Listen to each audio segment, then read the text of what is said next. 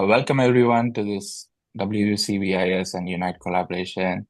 And this is an exciting time to have different speakers talking about the role of HCC. I'll pass it to Abhinaya to introduce Dr. Wei. Hi everyone, my name is Abhinaya. I'm the WCVIS Medical Student Exec Chair for this incoming year. I'm super excited to invite Dr. Vatakencherry to speak to us today on HCC. He is the Program Director at Kaiser LA and is our primary mentor and attending for the West Coast Vascular and Interventional Society. So we're super excited to have him speak today. All right, thank you. Can everyone hear me and see my slides? So Yes. you guys will kind of hear the mission and vision from Dr. Shinagawa, one of the residents, but let's just talk about HEC and kind of our view and why. So I think I've learned a lot from people from across the pond, especially this gentleman, Andreas Adam, who gave an exceptional daughter lecture, I believe in Toronto, as the 22nd annual daughter lecture, which is like the biggest kind of prestigious event that are for interventional in the US. And some amazing speakers who are kind of fathers of the specialty have given this talk. And his was Vini Vidi Vanished. As a fresh graduate, I listened to this with kind of interest and fear.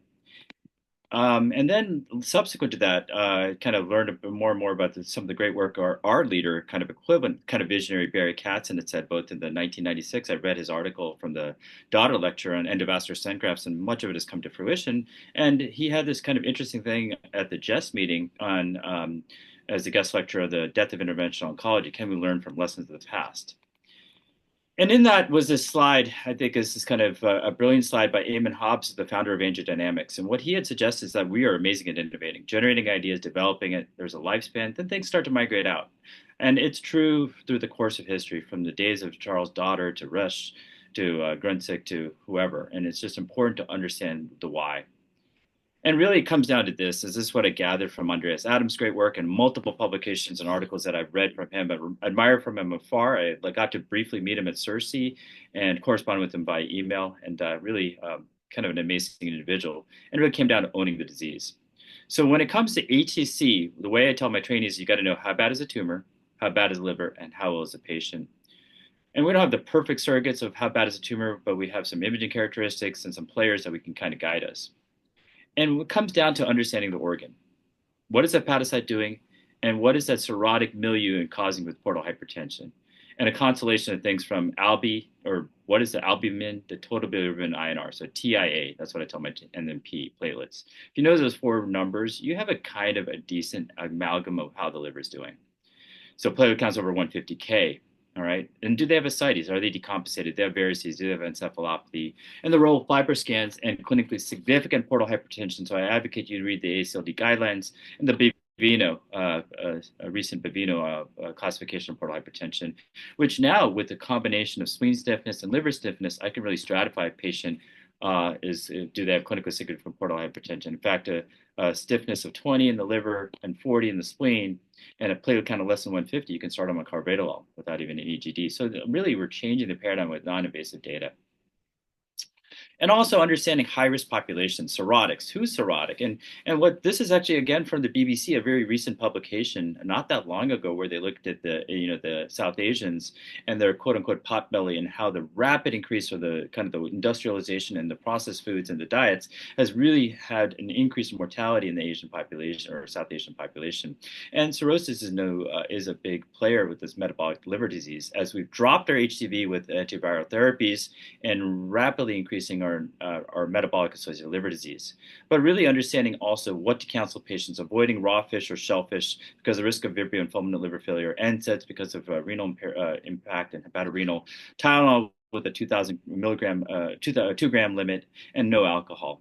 And really understanding ascites from high SAG, serum ascites albumin greater than 1.1, the differential for that, and SPP diagnosis with 250 polys in the collection, guiding them on 2,000 milligram sodium diet, the role in dosing of Lasix of spironolactone, and checking of potassium creatinine, and really understanding the important role of nadolol and propanol, non-selective beta blockers, but now really carvedilol with alpha and beta, and some of the trials, including Predicus, that advocate for it.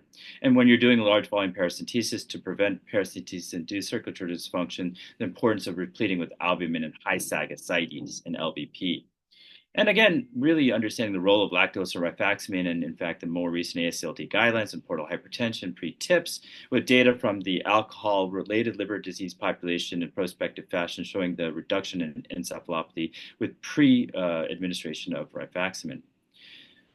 Something that we should start instituting in our practices. And then understanding both the endoscopic and endovascular approaches to varices, and whether it be EGD, banding, Berto, TIPS, glue therapy from an endoluminal or endovascular approach. And again, like I said, the non-selective beta blockers and alpha and beta blockade from carvedilol. And also, as we start to send patients for Embrave 150 and Avastin and the relative contraindication in patients with the varices. We also need to understand the function of the patient, right? Heart, lung, liver, kidney, brain is what I tell my trainees. Really, cardiac status, look at the echo, look at their functional status. Do they have heart failure? Do they have critical aortic stenosis with low value areas, high gradients? What's their chest tube back if they have AFib? And really will guide you to management of these patients. Pulmonary issues, do they have PFTs? Are they on home oxygen? Do they have BiPAP or CPAP at home? What is their renal function based on estimated GFR? Do they have brain neurological issues or cognitive issues from dementia? And calculating a simple FAST score will help you with these things. And frailty indices, grip strength, how fast do they get out of bed to the chair, and how they draw a clock, are simple things that if you use on a frequent basis, and not only help you in this population, but any population you see in the office. When it comes to HCC diagnosis and treatment, really comes down to advanced imaging with liver MR or multi-phase CT or dynamic MR. Is it bright early in the arterial phase, and is it dark in the later phase? It's just that simple. That's really what an HCC comes down to. And there's some size criteria that you need to know. The great works of Mazzaferro in Europe, as well as Yao and Roberts, transplant surgeons at UCSF with extended criteria, are things that you should know with transplant, and really how that changed, that Mazzaferro data and Milan data changed how we look at HCC and transplant. And then the role of resection and ablative therapy, understanding who should be resected, who should be ablated, in the multiple randomized controlled trials that have come out that we'll hear about pretty soon, including SURF. And really, what are the endovascular transarterial options for these patients, whether it be TACE, DEB-TACE, bland embo, or TARE? And really, what is the compared to historical gold standards, whether it be resection or ablation, and where do we need to move the needle with randomized prospective multicenter, maybe multinational trials, looking at hard surrogate endpoints of overall survival is something I'd like to see compared to the historical gold standards. And you really need to understand systemic therapy options. That includes the OG trials of SHARP in Asia Pacific, looking at the TK inhibitors of sorafenib and lenvatinib, the REFLECT. And really now in the era of immunotherapy, PD-L1 and PD-1 inhibitors, right? So really the PD-L1 from Embrave 150 and Himalaya 3, and the STRIDE protocol with Durva, Tremi, or Atezo-Bev in the Embrave 150. And even adjunctive therapies such as Embrave 050 should be understood in you're treating this disease. And even the role of second line and third line as they progress through the first line therapies or intolerant of it. What are your second line and third line agents, whether it be Cavo or ramucirumab or regorafenib or Pembro, Nivo, and the data behind all this, whether it be PFS data, phase 2 and phase 3 trials looking at OS, when did it work, when did it not? These are all things that you need to understand. So really, when it comes down to what I'm trying to incorporate into your practices and trainees, is to think about owning the disease, not the procedure. No different than what Charles Daughter said at the American College of Surgeons in 1968, where he suggested we cannot be plumbers. We cannot think about owning a technique or a procedure. We have to own the disease. So he had mentioned that in 1968 to the American College of Surgeons. Maybe you should have said it at our meeting or CERSI. But anyway, regardless, understand comprehensive HCC cancer management, not just transarterial ablative therapies, but transplant, resection, ablative therapy, and the growing role of SBRT. Understand the liver, the organ of interest of any cancer that you're treating. Understand heart, lung, liver, kidney, brain, and provide comprehensive clinical care or understanding of it and lifelong longitudinal care. Thank you.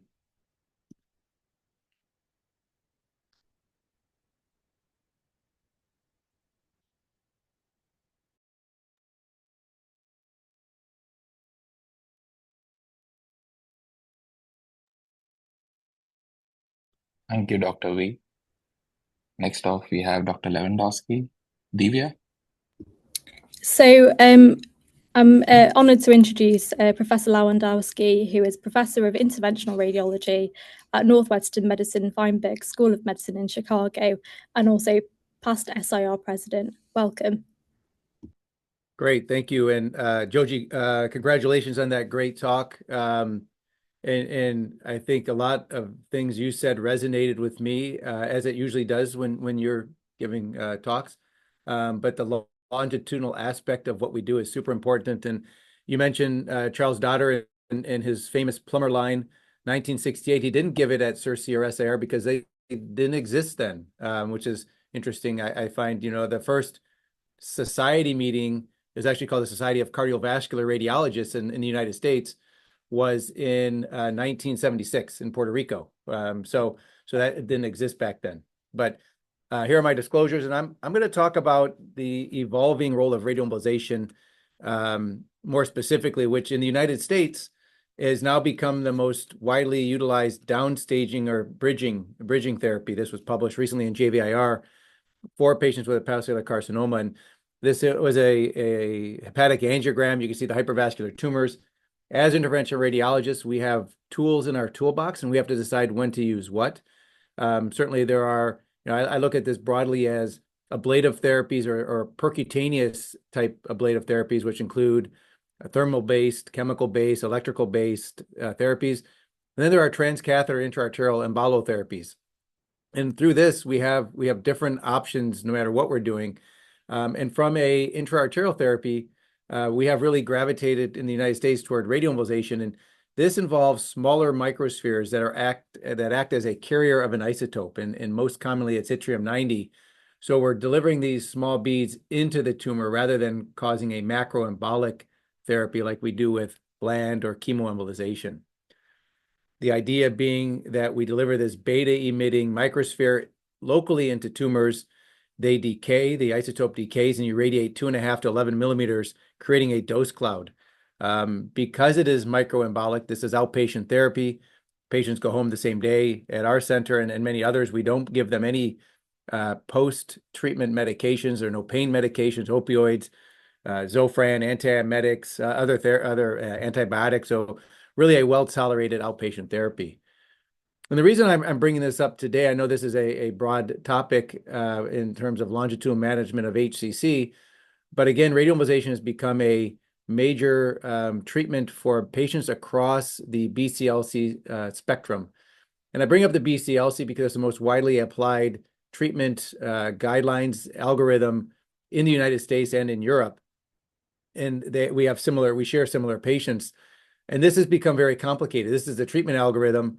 This was published in 2022. They publish it every few years, and it is now very complicated. Back in 2002, which was only 20 years ago, all we had were these green boxes.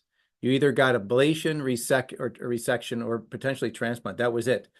Everything else up to 2002, we didn't have chemoembolization on these guidelines. We didn't have systemic treatment on these guidelines. All we had was best supportive care. So again, in 20 years, such a major difference. But this is the first time in 2022 that radioembolization has made the guidelines for hepatocellular carcinoma. And you can see the fine print here. It's for those not feasible or failing first treatment option, and for those with a single lesion up to 8 centimeters. So I thought it was important to talk about the evidence that led to not just FDA approval here in the United States for hepatocellular carcinoma for radioembolization, but for guideline recognition. And we always think about prospective randomized trials, level 1 evidence.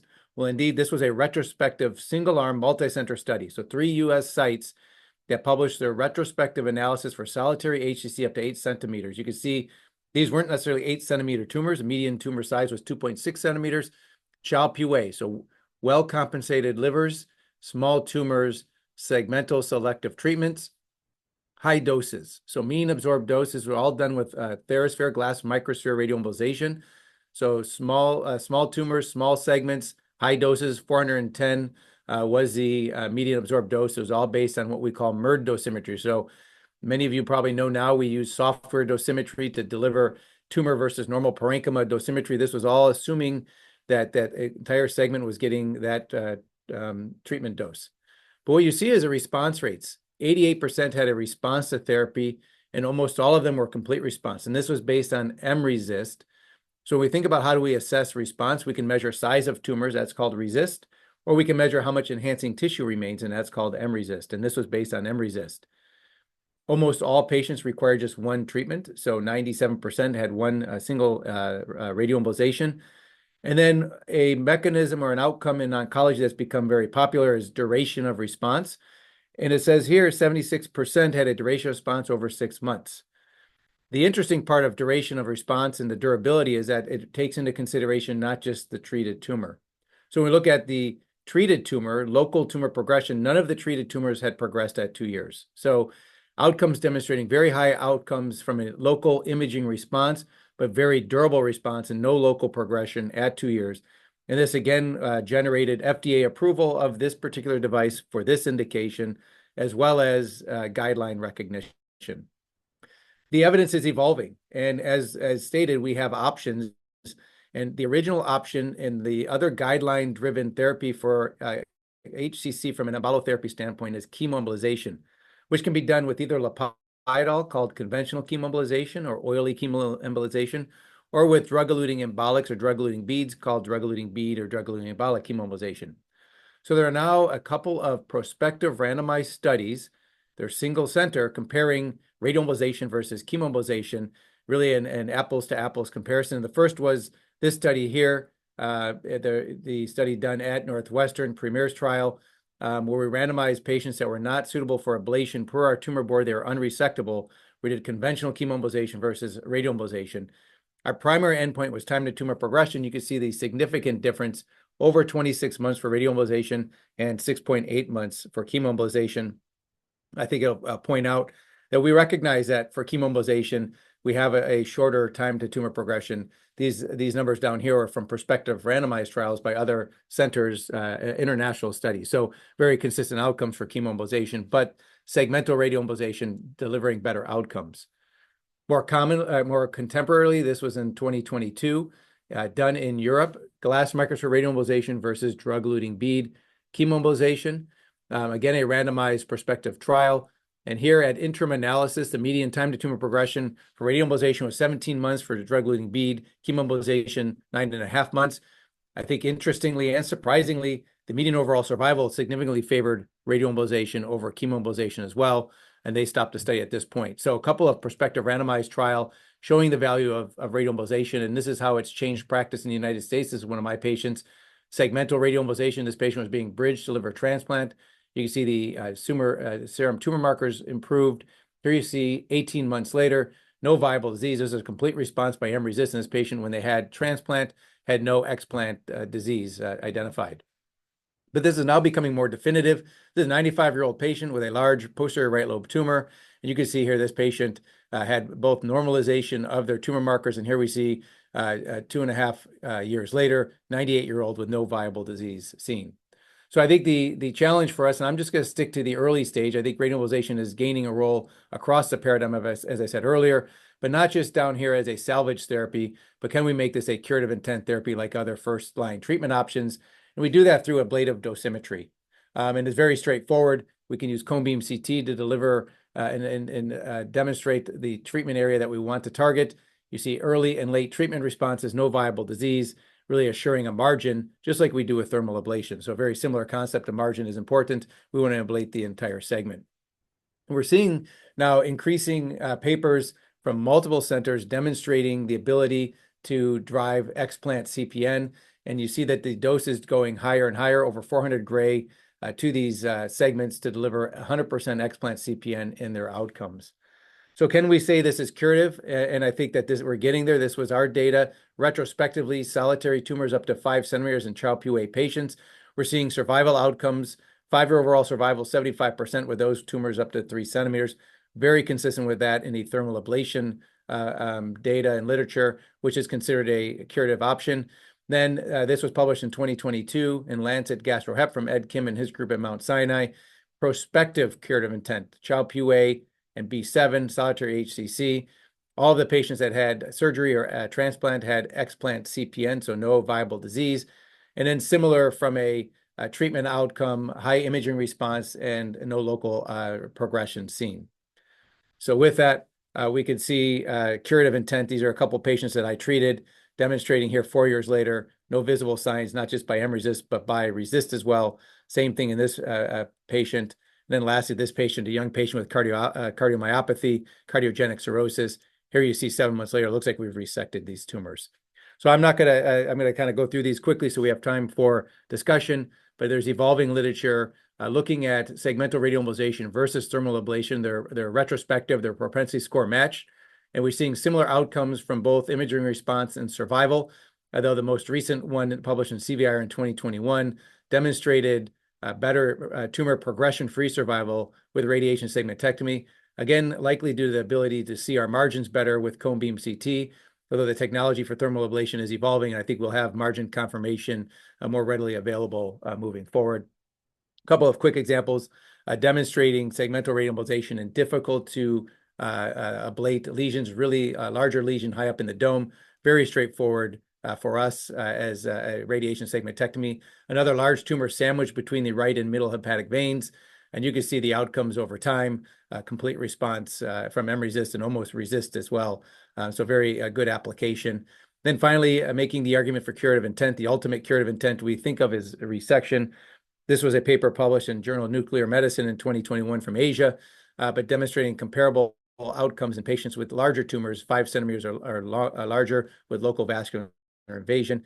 And then Bo Toskic and his group in Jacksonville Mayo Clinic tried to do a propensity score matched radiation segmentectomy versus resection paper, although when looking at his patients, they could not compare them because the more challenging patients with worse liver function and fibrosis and low platelets would get the radiation segmentectomy, and the patients that had good liver function would get resection. Despite that, oncologic outcomes were very similar. I think this diagram says it all from his paper. Picture is worth 1,000 words. This patient had radiation segmentectomy, and that patient had resection. Very comparable outcomes. I'm going to move beyond this.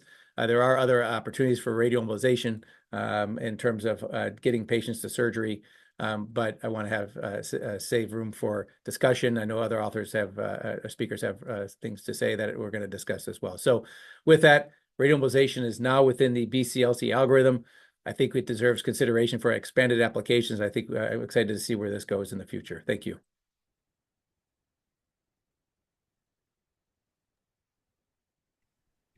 Thank you very much. And we'll hold the questions to the end of the session. Next up, Dr. Peter Littler is a consultant interventional radiologist at Freeman Hospital, Newcastle.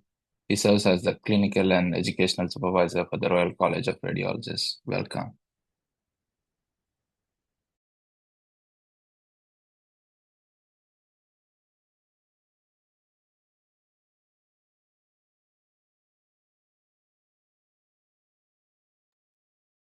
We don't hear you, Dr. Littler.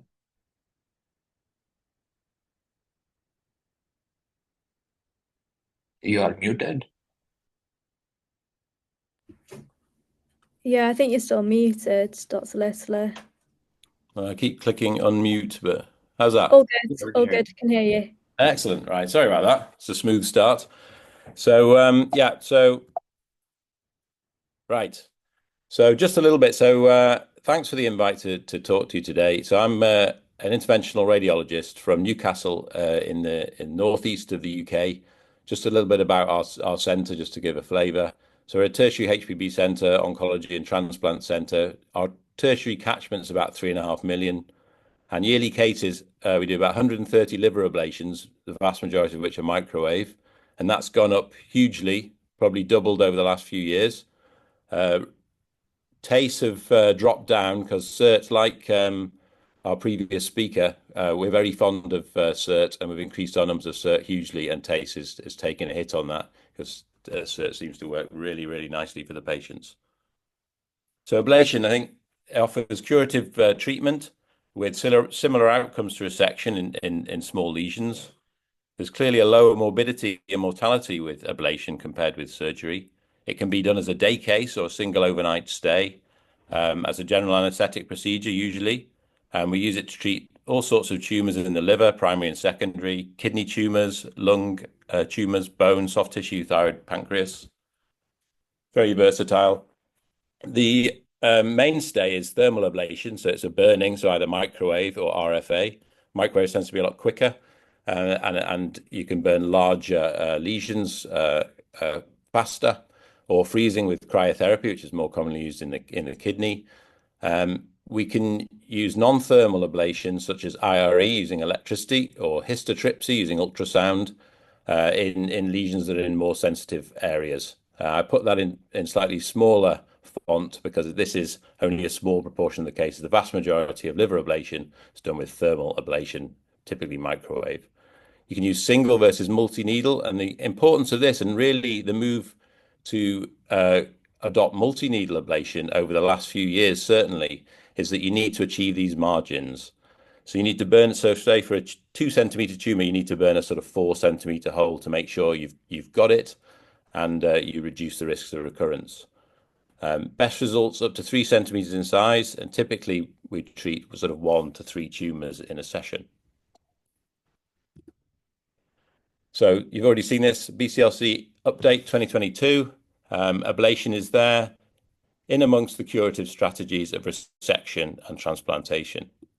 If we look at the stage 0, which is the single lesion up to 2 centimeters in size with good liver function and performance status, ablation is the first choice for that. In the UK, certainly we wouldn't transplant a patient with 1 lesion up to 2 centimeters in size at their first presentation. They would go straight for ablation.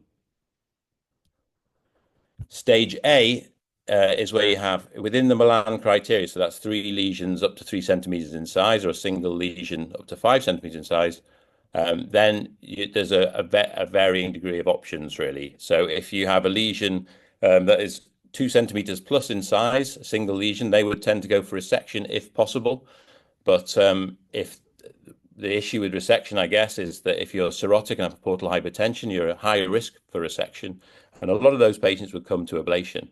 If they have more than 1 lesion, they would tend to go for ablation or for transplantation if it was appropriate. So just looking at some of the data, I know it was mentioned in the first talk, the SURF trial, that was an RCT, but looking at procedures done in 2009 to 2015, things have changed a lot since then with ablation techniques, similar to SIRT, that the old way of doing SIRT is very different to the way it's done now, when we see improved outcomes now.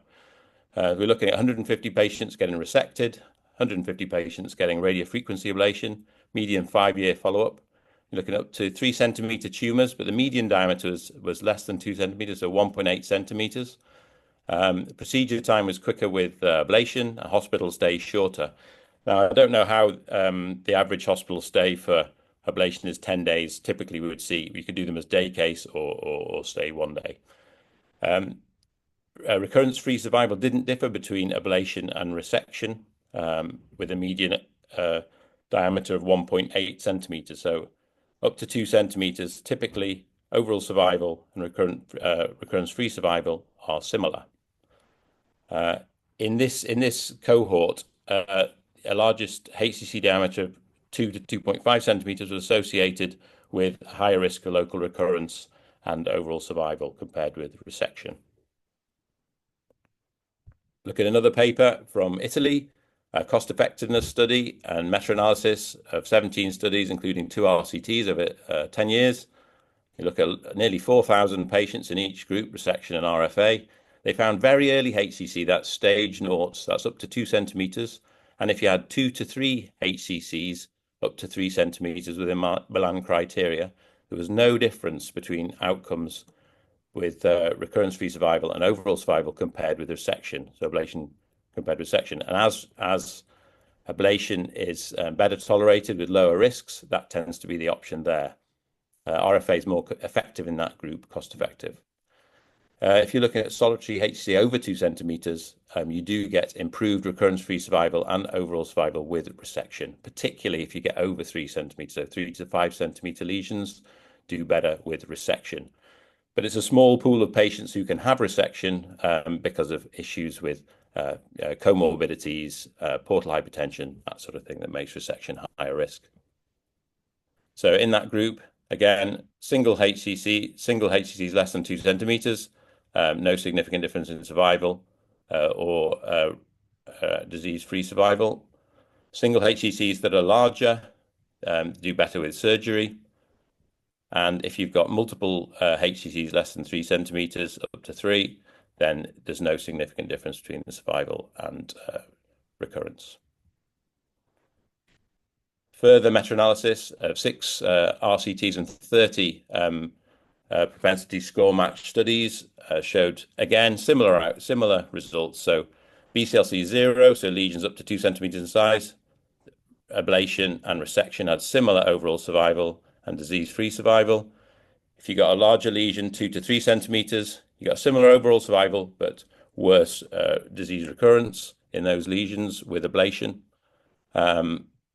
If you looked at all of those patients, they noted that if you had a margin of 1 centimeter plus, then you did get a similar overall survival compared with resection. And if you had lesser margin, 0.5 centimeters, you got a worse overall survival compared to resection. And again, they noted the complication rates were lower and hospital stay much shorter with ablation. So we tend to treat lesions 3 centimeters and less in size. And one of the reasons for that is that particularly with single needle ablations, you end up with struggling to get the margins on the edge. So you might get a 3.3 centimeter burn. And if you do a 3 centimeter tumor, then you've got insufficient margin there and you're likely to get recurrence. Safety-wise, microwave and RFA, very similar. Mortality less than 1%, so it's 0.2%. A major complication rate around 3%. And that's compared to surgery with a mortality of 3 to 5% and a major complication rate of 15 to 30%, even in relatively small resections. So looking at a patient journey, so a patient gets diagnosed with a HCC. See on the right there, there's a tumor that in a cirrhotic patient, tumor enhances and washes it out in the portal venous phase. They would go through the MDT or tumor board. And then a lot of things would be taken into consideration when deciding the right treatment for them. For example, if they were non-cirrhotic and fit and had a peripheral tumor of 3 centimeters, they might go first for resection. If the same patient presented, no cirrhosis, fit, and had a very central tumor of 3 centimeters, then they're likely to go for ablation, because the surgery required to treat that lesion, the deep-seated lesion, would be huge. So they'd have a right hepatectomy to treat a small tumor. So then they would go for ablation. So all these things get taken into account, and it's really a personalized decision when you're deciding what to offer the patient. And also patient choice comes into it. You present the options to the patient, and they decide which they will be keen to go with. So in Newcastle, we find that we have a lot of patients with fatty liver disease, and in our group of patients, nearly 40% had no established cirrhosis, and that really does open up potential for resection for many patients. So once they've been through the MDT, we'll see them in ablation clinic, and that will be with an interventional radiologist, a consultant sonographer, hepatologist, liver surgeon, and specialist nurse. What we do is we'd assess the tumor, we'd plan the approach for treatment, we'd discuss it with the patient, consent them, and then pre-assess them, do some bloods, and list them for the procedure.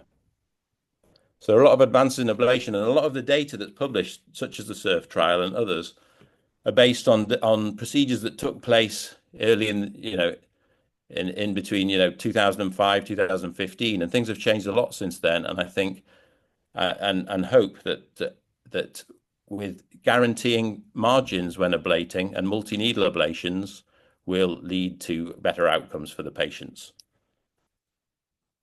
So we've got needle guidance systems, stereotactic and robotic systems to guide the needles into the correct place to do the treatments.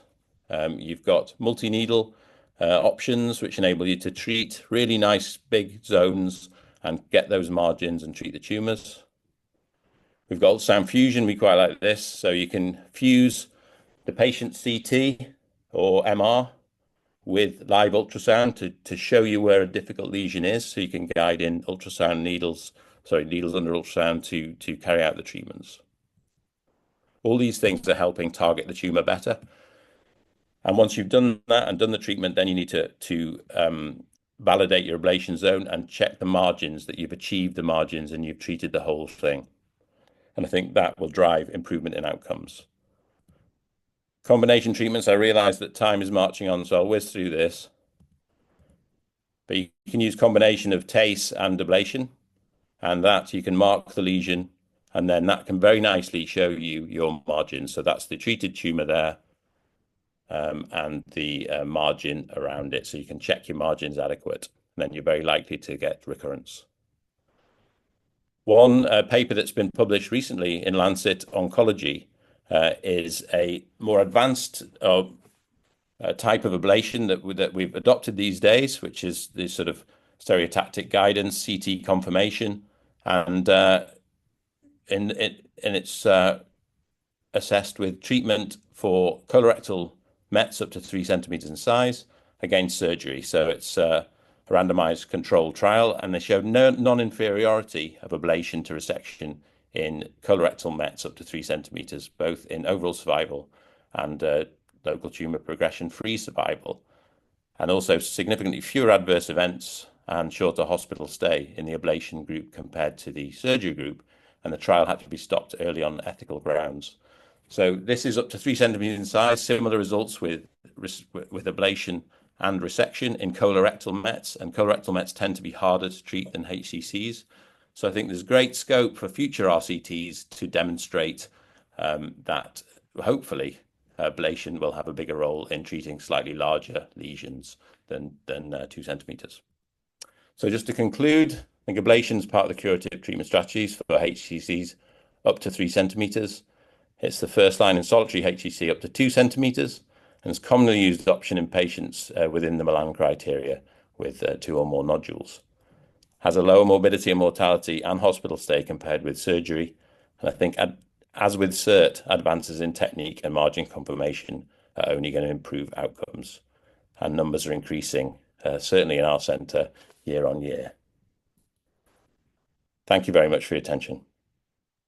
Thank you, Dr. Littler, for your amazing talk. I would like to next introduce our speaker, Dr. Pavan Najran. He graduated from the University of Birmingham Medical School, training in surgery before undertaking clinical radiology training in the West Midlands. He completed a fellowship in interventional oncology at the Christie before his appointment as a consultant in diagnostic and interventional radiology. Thank you for joining us, Dr. Najran. Thank you very much. Can everyone hear me and see my screen? Yes. Lovely. Right. So I'm going to try and get through this as quickly as possible because I think the important part of this is the discussion afterwards. As noted, I'm an interventional radiologist in Manchester, slightly south and west to where Pete is at the moment, with a similar background in terms of the practice we have. These are my disclosures. So I'm going to talk a little bit about the changes in methods on how we practically deliver treatment and the movement towards day case treatments, particularly in the UK, and the innovations which follow that.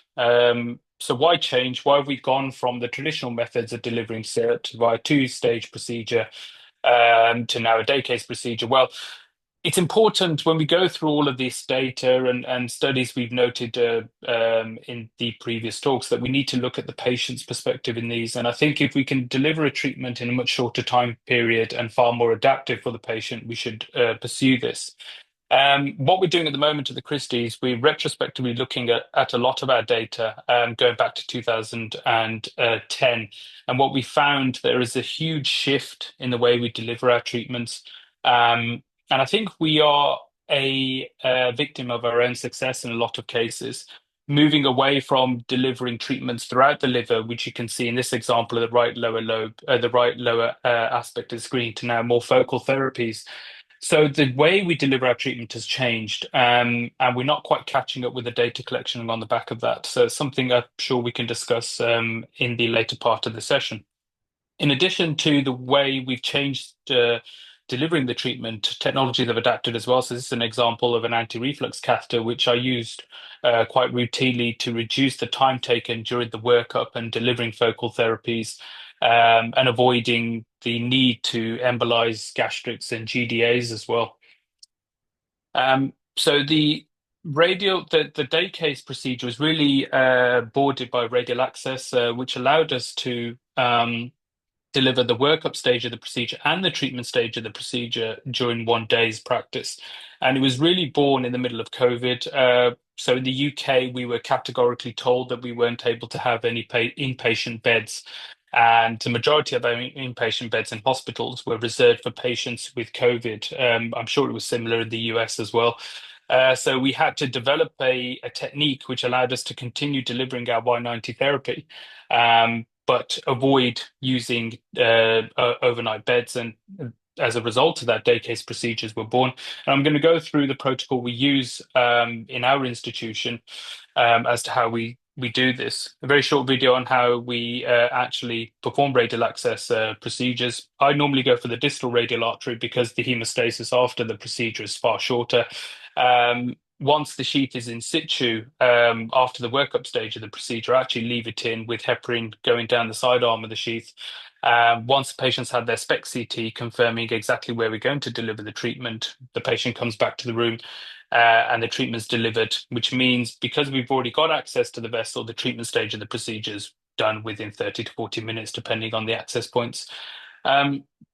Once the day case procedures were established and we were delivering them through COVID, there was a lot of media work on the back of this, basically driven by patient groups who found it very far easier for them to go through their treatment. So in the UK, patient groups are very powerful in the sense that when they have a successful treatment, they do then bring it back to their own individual groups. And there was a lot of exposure in the UK, culminating in this article in a national newspaper. I'm just going to jump back to the MDT structure. I think that's the most important thing anytime we look at any sort of treatment. So in the Christie, we have two layers of MDT, and I think this picture is quite a good analogy. Many cooks in the kitchen delivering the best treatment for our patients. So stage one of the MDT is to ensure that CERT is the appropriate therapy for the patient. So in the UK, it's commissioned, it's nationally commissioned for HCC and also colorectal metastasis to the liver. And currently there is a review looking at neuroendocrine tumors as well. Once it's confirmed that the patient's appropriate for CERT therapy, in the Christie, there is a second MDT between the workup stage and the treatment stage of the procedure. And again, it's a very short MDT, particularly in the day case setting, where we're confirming the dose delivered and ensuring that the SPECT CT is appropriate for us to continue to treatment. And it's just that extra layer of security. A little bit about why change to day case procedures. Traditional methods of treatment, it was two-stage procedure where the patient came into hospital, had their workup, had to wait up to 3 weeks, and in 3 weeks they then had that treatment stage of the procedure, and it's perceived as a lengthy, complicated procedure. We deliver everything in one day. It means it reduces that perception. It means that it becomes more of a straightforward procedure to have. Unfortunately, we are seeing much younger patients coming through for treatment, and younger patients have other commitments in terms of life, in terms of children. So it means having one visit to hospital to have their treatment is far more desirable for those patients. So this is our protocol with regards to day case procedures. The most important thing is to have that essential baseline imaging. So a CT angio to ensure we have a true map of the vessels to the liver, i.e. Identifying any aberrant vessels, identifying the right gastric or the GDA vessels, which could cause issues on the day. And also an MRI. The MRI allows us to calculate the dosimetry. Previous talk just touched on the way we calculate dosimetry now, and we're able to map the volume, the tumor volume and the perfused volume appropriately, and deliver a targeted treatment dose. When the patient comes in, they have their workup stage of the procedure in the morning, where a sheath is inserted. We go through the plan which we made based on the baseline imaging. The technetium is injected and the patient goes down for a SPECT CT. Initially, we found if we delivered the treatment within an hour and a half of the technetium being injected, there was an increased rate of reflux. Now, this is rather anecdotal. There wasn't any practical evidence to suggest that there is going to be an embolic effect. Technetium shouldn't really have much of an embolic effect, but we just found anecdotally it did. So we do wait 2 hours between the the technetium going in and the treatment stage of the procedure. So once the MEA is looked at and we confirmed are we happy with everything, the patient then returns to the IR lab where the treatment's delivered, and then the confirmatory imaging is then performed afterwards. A couple of papers confirming this status of protocol, and again, all of it was really born in COVID. And just whizzing through this, there was another trial looking at the patient preference with radial versus femoral, with far more preference going towards the radial approach. Cone beam CT has changed the way we deliver and the way we perform Y90 therapy, simply because we have that evidence that we are perfusing the tumor. We also are able to identify any areas of extrahepatic uptake. So in this image, you can see there's rather prominent fundal uptake, and that was identified via an aberrant vessel coming off the left hepatic artery, which was subsequently embolized successfully. So I'm just going to move on to some cases. So this patient, focal HCC, situated in segment 4 of the liver, and actually had a relatively short follow-up with a pretty good response. So the initial tumor situated in segment 2 measured 8.2 by 9 centimeters. The cone beam CT, again, I'm just demonstrating that the technology is caught up with the therapy and allowing us to identify the area of disease, and actually very minimal perfused normal liver as well, which means we can give a much higher dose. After a very short follow-up, we've actually got an excellent response to treatment with a tumor reduction volume of 49% and 169 grade to the tumor. Case 2, a 75-year-old, very focal HCC. Due to a lung met and significant comorbidities, I think this gentleman had quite a few heart attacks in the past that were not fit for a surgical approach. And this is a patient who was recommended for CERT without any systemic therapy. So straight, very early in the BCLC guidelines, as noted in the previous talks. So if we look at the imaging, you can see a very focal tumor, and the angio actually demonstrated a focal vessel, a single vessel feeding the tumor, which is the red arrow. Now, the blue arrow was a large vessel contributing to the rest of the right lobe. Now, the key with this therapy was we wanted to direct all the particles down the red vessel and minimize the reflux as much as possible going towards the blue vessel. And this is where technology comes into play. So I actually used an anti-reflux catheter in this case. And this allowed for forward flow of perfusion into the tumor only, with no reflux at all into the normal parenchyma. And this was demonstrated on the post-treatment imaging. Case 3 is 72-year-old female. This is a multifocal HCC, but it was all localized to the right lobe. So this patient came in for a lobar treatment. And you can see here multiple areas of enhancement, pretty much encompassing the majority of the right lobe of the liver.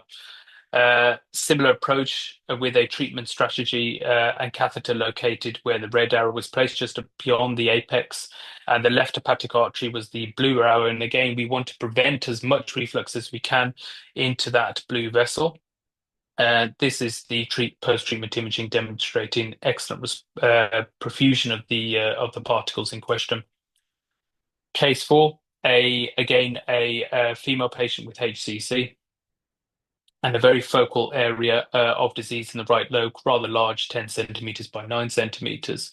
After the initial follow-up, this was 4 months down the line, there's been an excellent response to treatment, and actually the patient went on to have a resection. Unfortunately passed away due to other reasons, but not related to the HCC. So in conclusion, we're moving away from traditional methods and to more focal therapies, and which actually slightly hinders us in terms of evidence, simply because we approach it in such a different way. We can't really compare to what we've done previously. And I think the way forward really, and it's probably something we need to discuss later on in this session, is for registries and for more prospective data collection with a more consistent focus on the method of treatment as well. Thank you very much.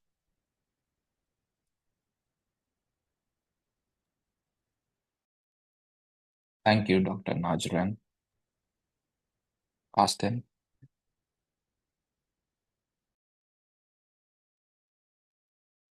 Okay, let me share my screen here. Yeah, Dr. Lewandowski, I'm curious. I know you've been kind of at your center doing quite a bit of same-day for a while, right? As well as perhaps same session. Can you kind of tell us about your exposure experience with that? Yeah, no, I mean, obviously it's beneficial for patients and their families to be able to do that. It's more competitive as a therapy, I think, without having the mapping day.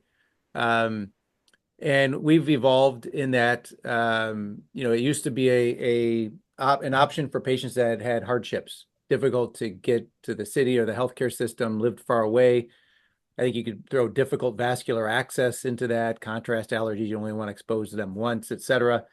And we've published a few different papers on this where we do both the mapping with the MAA administration and the treatment in the same day. It takes us about 2.5 hours. Now, I gather, we have a very experienced team. We're busy. We have a commitment from the healthcare system, so that may be an outlier, though others have published similar outcomes to do that. But you really have to have a commitment to it. Now, more recently, with segmental treatments and evolving evidence and papers that us and others have published, demonstrating that if you're within Milan criteria, we're talking about HCC, your lung dose is going to be negligible. So those patients, particularly have a solitary peripheral tumor that's within Milan, we don't do in those patients, we do same session. It's not just same day. We don't do the MAA anymore. So, you order the dose with some flexibility. It's a little bit nuanced with that, but, ultimately it is a great way to treat patients more efficiently. Yeah, and we've been kind of moving towards same session instead of just same day, 30 to 100 cc's kind of targeted therapy. We'll often have, not just our doses, but sometimes there's additional doses because we have multiple operators, so we can utilize various GBQs and various weeks of opportunity. So we have a little bit of a extra pull to kind of dose that day. So it's very helpful to have that. Great. Go ahead. I don't know who's moderating. Is Austin, Divya, Shakti? Perhaps we can kind of ask some questions of the esteemed panel and get some insights from both, US and across the Atlantic. Yeah, definitely. I think we were going to do a brief brief overview of WCVIS and Unite, just to share with our audience what each. We can do that after the discussions. I think that might be a bit better, just whilst we've had the talks that are fresh in our mind. Sure. Yeah. Let's see here. Yeah, so feel free to unmute or put in the chat if you have any questions. Something that I was wondering is if there is any ongoing RCTs comparing Y90 to the previous curative standard of care like resection or ablation, and or if there's any plans for a RCT.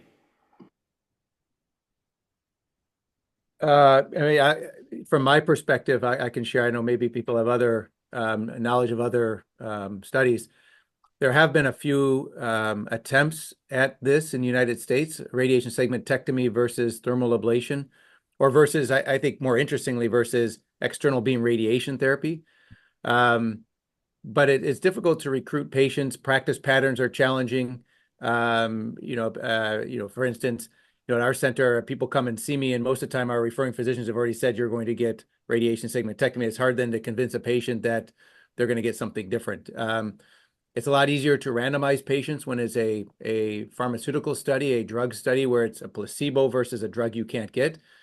We always struggle with procedural-based therapies and randomization because patients know what they get. There's really no blinding on that, and they often want that type of therapy. So, there's not something ongoing or imminent in my view here in the United States.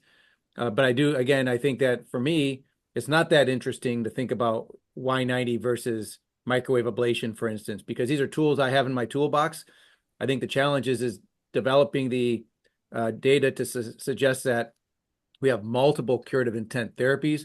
And then the onus is on us as a community to figure out which patients are best for which, whether it be personal experience, expertise, or they're actually sizes, locations that make sense. It's similar, I think I saw on the chat, the collision trial, and part of that trial was very interesting. It was for colorectal cancer, and it was ablation, for those that don't know, a surgical resection versus ablation. But they took out the patients that were obviously resection or obviously ablation and took those gray area patients and find that they both have very good and similar oncologic outcomes and with ablation with less morbidity. So again, I'm not that interested, but I do think as a community, I think that it'd be interesting to think about other competitive therapies like SBRT. Now, the reality is if our radiation oncology colleagues demonstrate the curative intent of external beam radiation, then I'd welcome that. The more options for patients, the better. Again, the challenge is on us to really figure out which patients need which therapy. Yeah, and I think, we're so new. Oh, Dr. Littler, go ahead. Just to add to what was just said, I think I suppose it's difficult with the BCLC as it is. I know it was a retrospective study that got cert onto it for the first time. But what do you think is required to get it up there as a sort of curative therapy along with those other ones, surgical and ablation? Do you think we need those RCTs? Although I appreciate you have to be in equipoise to be able to recruit patients to any trial. I mean, my thoughts are that, I look at a lot of the different literature just besides interventional literature, and I think, obviously, like you said, pharma is going to trump most anything in the oncologic world.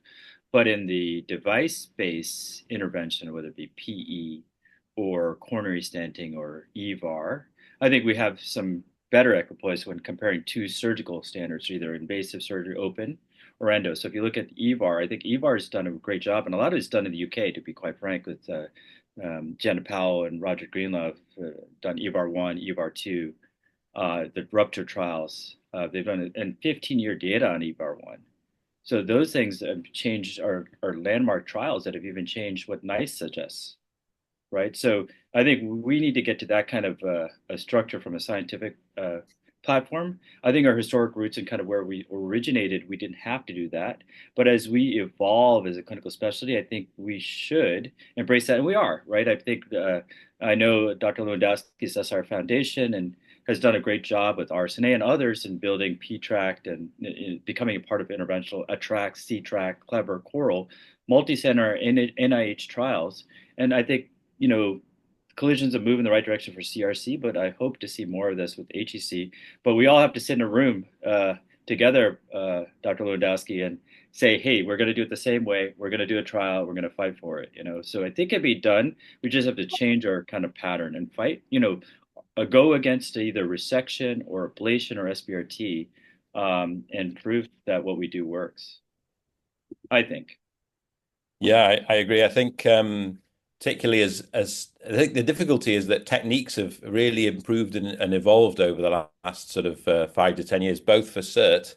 If you look at all those phase 1 trials back in sort of 2015, where they didn't show a survival advantage, and now we've obviously got personalized dosimetry and much better outcomes.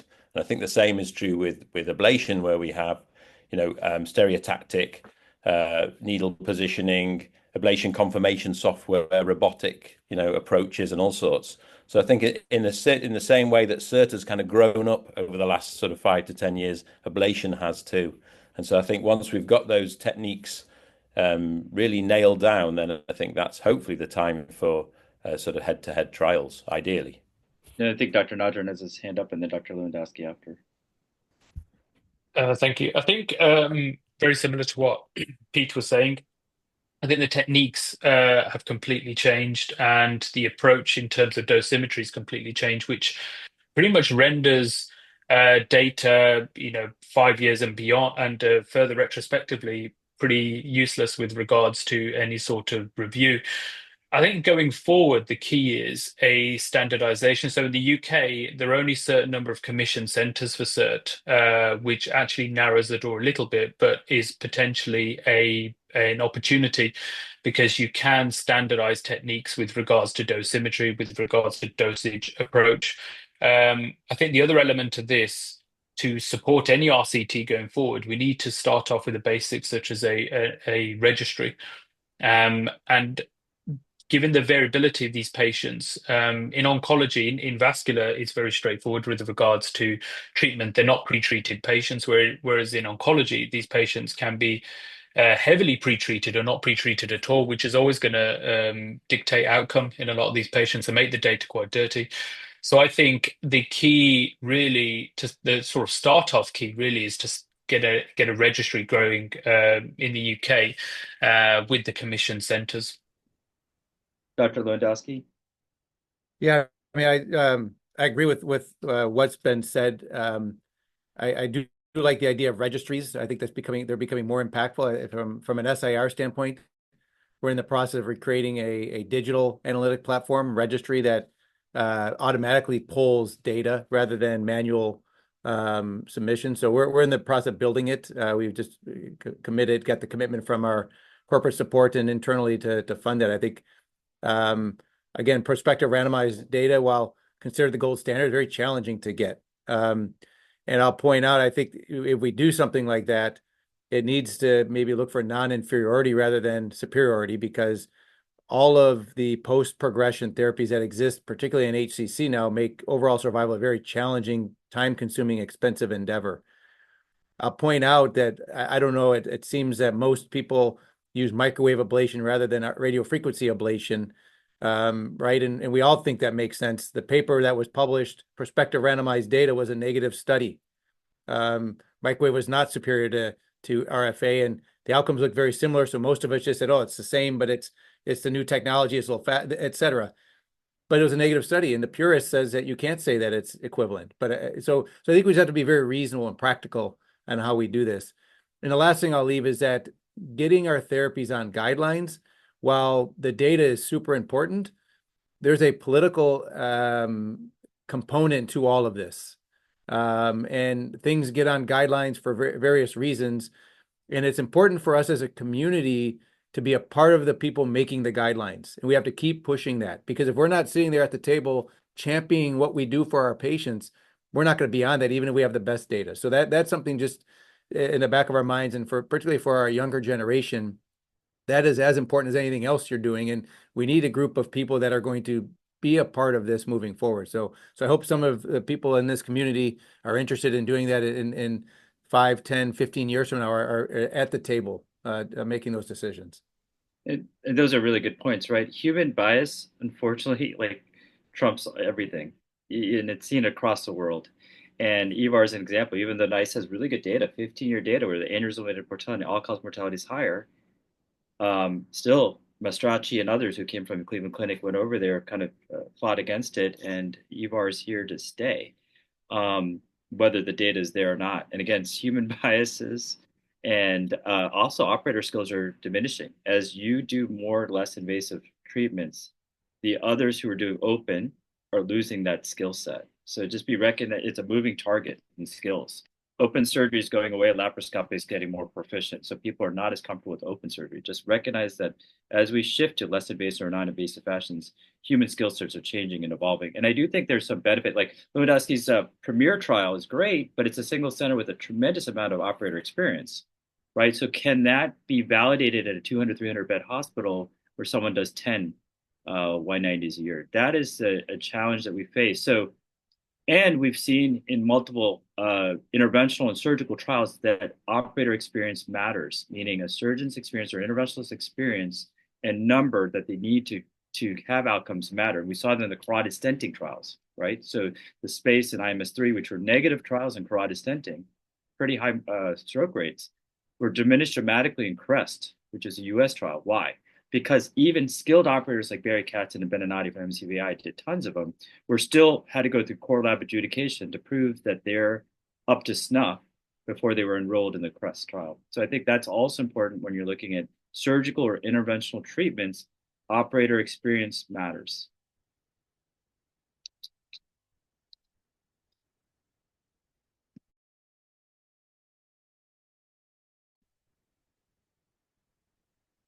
Any questions? Divya, Dr. Mandal, Dr. Kotecha, Dr. Ramasamy? From the clinical's perspective, you mentioned that you follow up your patients lifelong in the US. I'd be keen to hear more about that and how it works. Yeah, so, I see in the office usually roughly every 3 months, sometimes 1 month, depending if that bilobar disease and I have to treat more aggressive vascular invasion and require multi-therapy. But once I get to kind of stability, I'll usually follow every 3 months. If it's ablation, every 3 months for 2 years, and then every 6 months sequentially for life. Advanced imaging, liver labs, essentially in a GFR. So TBA, INR, albumin, platelet or CBC platelets, and transaminases, and an alpha-beta protein, and sequentially follow them for 6 months. And what you'll see is a lot of these patients will recur with a de novo lesion over the next 5 years of your time watching them. So it does require follow-up. Some places it could be costly because they may not fund for an MR or CT multi-phase, and you may have to go to ultrasound. But my preference is cross-sectional imaging, and I look at the imaging myself because a lot of times people are the person who's not the interventionalist looking at the imaging may misinterpret the results in my experience. So that's what I do.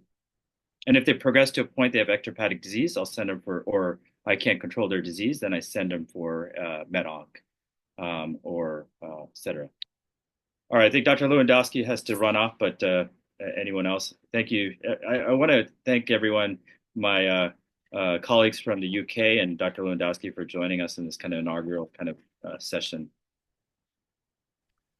Thank you for having me. And thank you so much. It was a great session. It was interesting listening to other talks and the different perspectives, and so I really enjoyed it. And congratulations, everybody. Thank you very much, everybody. Thank you so much. Yeah, amazing discussion. I learned a lot. So I think now would be a good time for us to briefly go over the kind of what our plan is with WCVIS and our goals. Can everyone see that? Yes. Yeah. I saw your cat's tail there, Austin. I know she's very friendly. All right, so yeah, briefly. So this is a part of a collaboration between WCVIS and Unite. So WCVIS is the West Coast Vascular and Interventional Society. We originally started as just a yearly symposium, but realized we could be doing a lot more than that. And while it's started in the West Coast, it's certainly not limited to it, and we're trying to advance projects on a national level. So we have a trainee section where our goal is to educate, recruit, and connect those passionate about pursuing a 100% endovascular interventional surgical career, and who are interested in having comprehensive and longitudinal clinical care with their patients. I think as we see VIR continue to develop in the US and internationally, we see that it's really diverging from diagnostic and our roots in just diagnosis and kind of lack of patient-facing interaction, and now really are becoming a surgical subspecialty where it's important that we learn the clinical management, we follow these patients, and that we're more involved in that aspect of it. And so we think that we really want to bring these people together, help train them, help mentor them, and hopefully drive the specialty forward. So we have a few ongoing projects right now. We are currently compiling a spreadsheet for all the VIR programs. And so far, I think we have 15 to 20 PD responses. Hopefully, we'll continue to gather more. We think that this data will be very, very helpful for applicants applying to see, what is the clinical experience at the variety of places, training institutions. We have the Sub-I Prep series, which we just had the first session a few days ago, acute care series with Dr. Desai. The Match series, which we have panels from, residents, attendings, PDs. This series ongoing, which hopefully we will have more sessions. A landmark trial series with an event coming up soon, hosted by Dr. Vedantham. Educational resources, we're doing procedure guides for Spanish-speaking patients, and hopefully we'll put out more resources such as journal primers, mentorship with Mentor Match program, and resident office hours. And then soon we'll have a podcast on 100% VIR programs that is in the works to show that it can be done even outside of the academic setting. So if you're interested in joining us, please sign up at the link, or you can scan the QR code, follow us on socials, and you can add our Google Calendar to stay up to date, which is at our website. So thank you, and then I'll hand it over to Divya. Yep, so I'm just going to share my screen. Give me 2 secs. So I just wanted to talk briefly about the Unite Collaborative, which was set up in 2020 by a group of academically inclined trainees. So every year it gets bigger and bigger. This is a photo from our recent IR Research Day, sort of last year in December. So this is actually a trainee-led initiative, and we established it to tackle those unanswered questions in interventional radiology. And the idea of it is that we focus on clinically impactful, high-quality, multi-centre research. And our goals kind of align quite similarly to WCVIS, which is quite, a great initiative. This is our core team, and it's expanding, which is really nice. And we've slowly developed sort of a network across the whole of the UK.